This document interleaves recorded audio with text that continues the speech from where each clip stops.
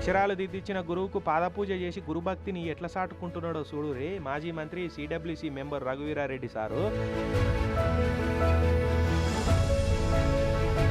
రఘువీరారెడ్డి సారోల సొంతూరు శ్రీ సత్యసాయి జిల్లా మడకశిర మండలం నీలకంఠాపురం కాడ కొత్త ఏడాది సంబరాలు చేసిరు. ఇక ఆ సంబరాలనే చదువు నేర్పిన గురువును పిలుచుకున్నాడు. సన్మాన కార్యం పెట్టుకున్నాడు సారు. సారుకు విద్య నేర్పిన గురువు గురుపత్ని ఇద్దరి కాళ్ళు తాంబూలంలో పెట్టి కాళ్ళు గడిగిండి. ఇట్లా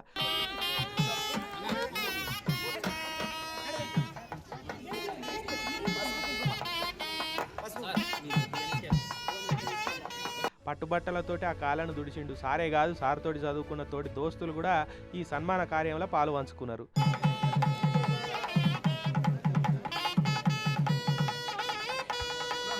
రఘువీరారెడ్డి సార్ 10వ తరగతిలో ఉన్నప్పుడు ఈ గురువే చదువు చెప్పిండట.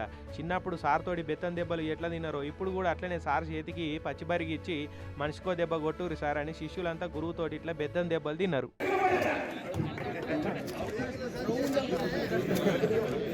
ఇక గురువును సన్మానించిన తర్వాత చదువుకున్నప్పటి జ్ఞాపకాలన్నీ నెవరేసుకున్నాడు సారు. ఇక అటెంక సార్ను అందరూ సత్కరించి తోలిరు.